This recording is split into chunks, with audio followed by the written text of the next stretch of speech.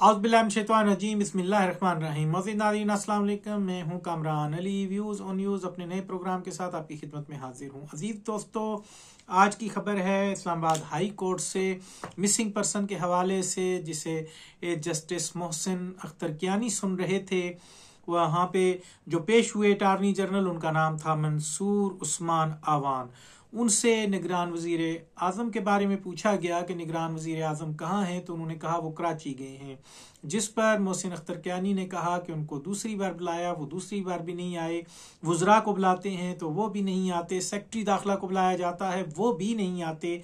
ये तो उस पर उन्होंने कहा कि भाई ये वज़ीर आज़म जो है जवाब नहीं दे सकते। वज़रा अगर जवाब नहीं दे सकते तो वो अपने ओहदों से हट जाएं।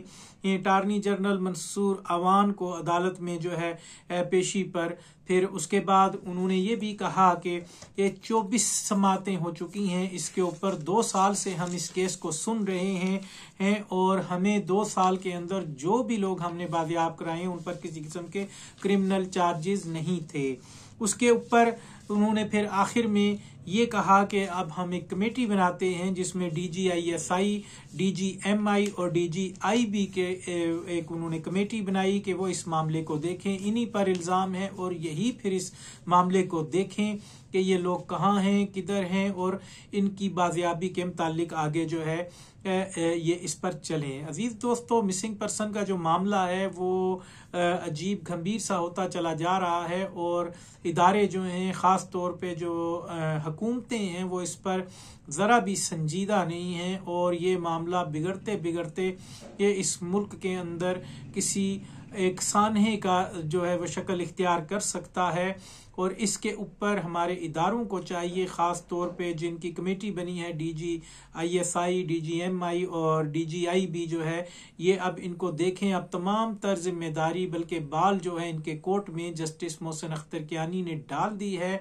इसके ऊपर अब सोचना ये है कि इस मामले को किस तरह किया जाए। अब इदारे जो हैं वो इस चीज़ के ऊपर तज़ब्ज़ब का शिकार हैं कि ये मिसिंग पर्सन जो हैं, आया कि इन्हें इदारों ने गायब किया है या ये खुद साख्ता तौर पे ये लोग गायब हुए हैं और पाकिस्तान के अंदर मुख्तलिफ दहशतगर्द कार्रवाइयों में मुब्तला हैं।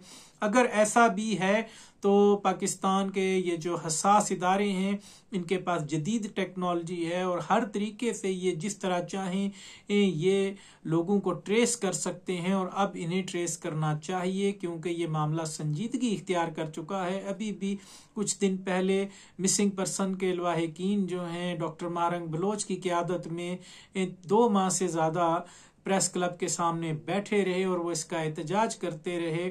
इसके ऊपर इस ऊँट ने अब किस करवट बैठना है, लेकिन अब ये बैठना जो है वो तय है कि किसने किसी न किसी हद तक बैठना पड़ेगा। इसमें इंटरनेशनल मीडिया और नेशनल मीडिया जो है वो भी दिलचस्पी ले रहा है, जो कि पाकिस्तान के लिए एक बहुत बड़ी एक तशवीश की बात होनी चाहिए कि ये मिसिंग पर्सन जितने भी हैं इनको बाजियाब करवाया जाए।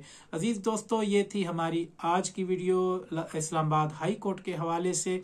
हमारी आपसे गुजारिश है कि हमारे चैनल को सब्सक्राइब करें, लाइक करें, शेयर करें, फेसबुक के साथ ही हमारे पेज को लाइक करें, कमेंट करें और हमारी इस वीडियो को फेसबुक पर शेयर करें।